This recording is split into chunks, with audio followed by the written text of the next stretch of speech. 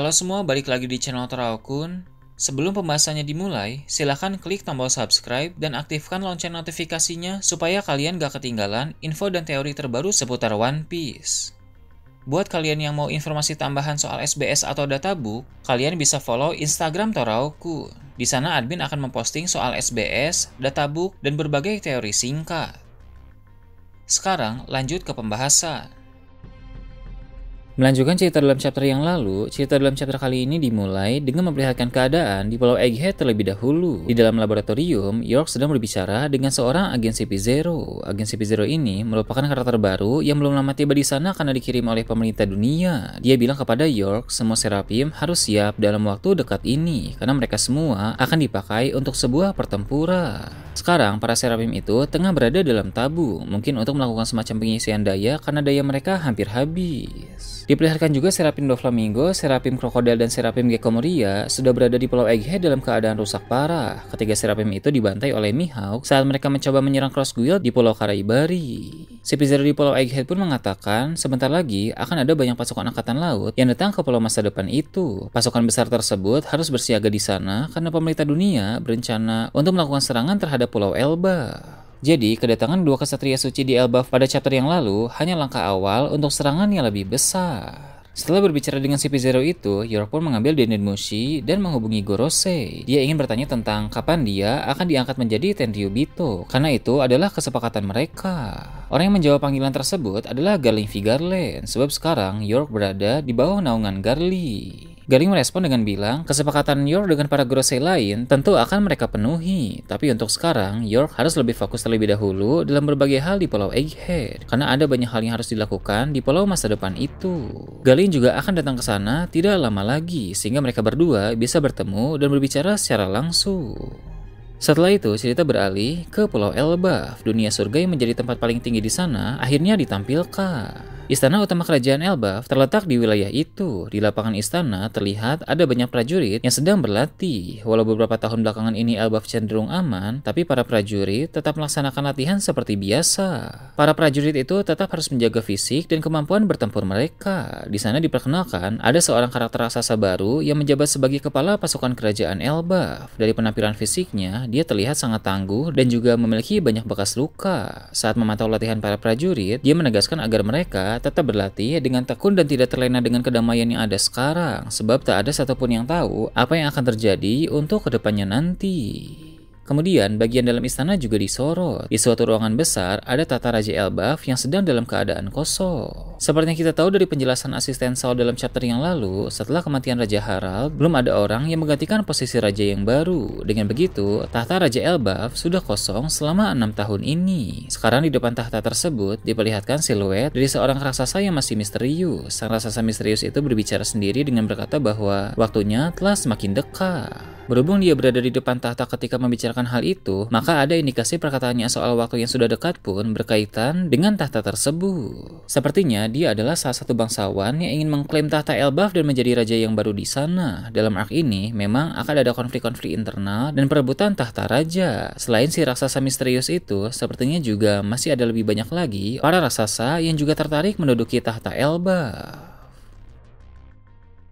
Setelah itu, cerita beralih ke desa barat di dunia matahari. Di sana ada seorang tetua raksasa yang menerima kabar tentang kedatangan bajak laut topi jerami di Elbaf. Sang tetua itu pun bertanya kepada orang yang memberi kabar tersebut, di mana para bajak laut topi jerami khususnya Luffy berada sekarang ini. Orang itu pun menjawab bahwa mereka sedang bertemu dengan Saul. Tetua itu pun berkata bahwa dia akan pergi ke sana juga karena dia ingin bertemu dengan Luffy secara langsung. Ada banyak hal tentang Dewa Matahari Nika yang ingin dia ceritakan. Jadi, sama seperti tetua ini juga tahu Luffy memiliki mode putih wujud Dewa Matahari Nika. Dia pun berniat menceritakan soal dewa itu pada Luffy yang memiliki kekuatan tersebut, yang mana ini akan sangat berguna bagi Luffy untuk semakin mengenal kekuatannya.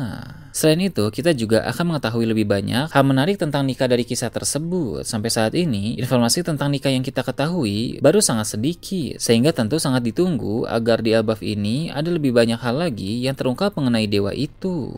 Kemudian cerita memperlihatkan salah satu pelabuhan yang ada di Elbaf. Ini merupakan pelabuhan yang berbeda dari yang muncul dalam beberapa chapter yang lalu. Pulau Elbaf sangat besar sehingga wajar bila pelabuhannya lebih dari satu. Di pelabuhan tersebut juga ada sebuah bar. Namun vibes dari bar ini cukup menakutkan. Sebab bar tersebut dikelola oleh para raksasa yang sangat menyeramkan. Dan di sana pun banyak raksasa yang tak sadarkan diri sedang minum-minum. Sementara itu terjadi perkelahian antara satu raksasa dengan orang luar yang datang ke sana. Si raksasa berhasil dijatuhkan dengan mudah sehingga teman-temannya di bar itu pun langsung berdiri dan siap untuk membantu.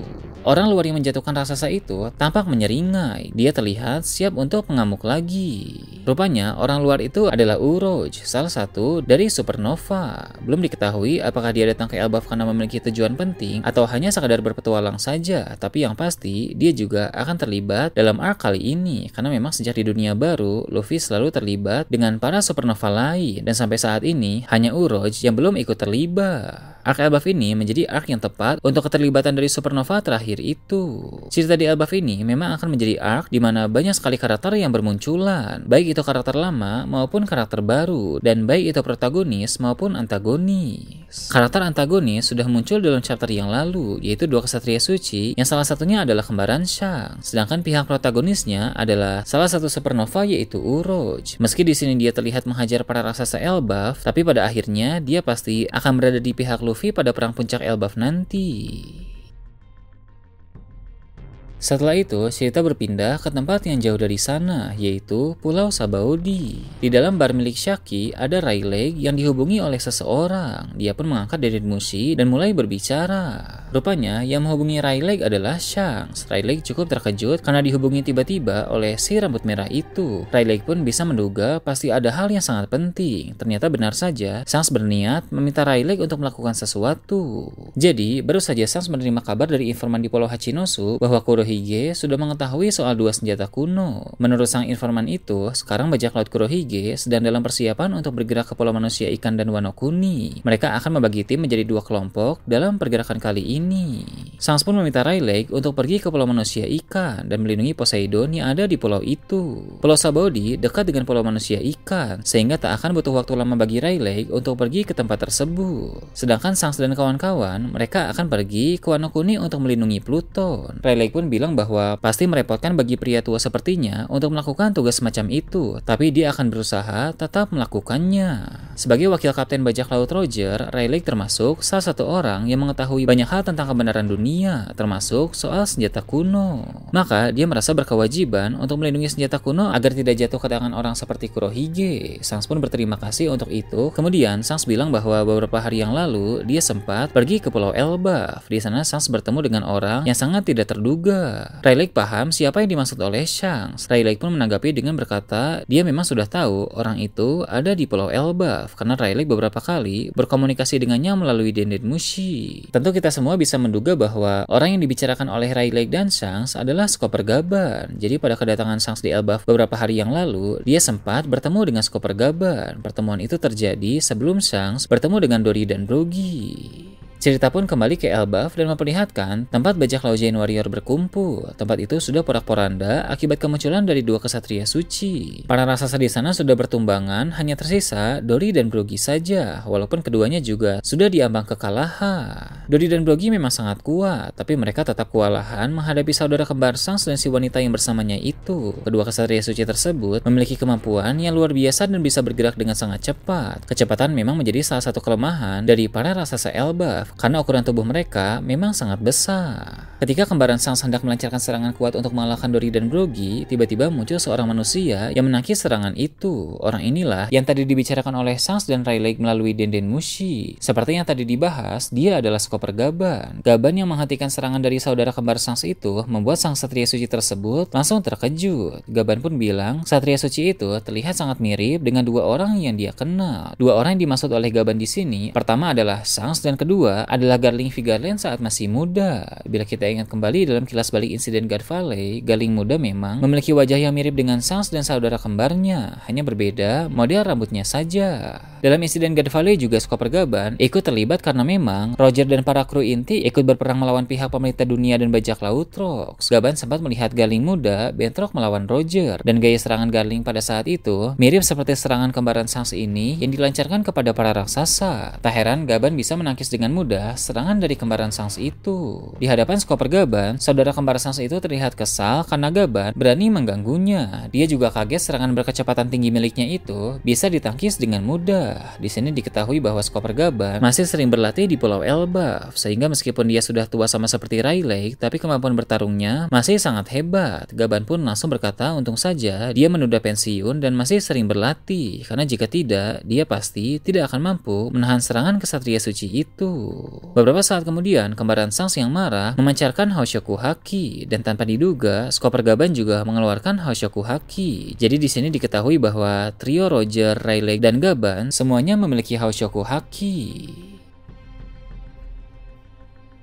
Nah itu tadi berbagai hal menarik pada chapter 1135. Gimana menurut kalian? Silahkan tulis di kolom komentar di bawah. Oke, segitu aja untuk pembahasan kali ini. Jangan lupa like, share, dan subscribe untuk video menarik selanjutnya. Gue Tora Akun, Shambles.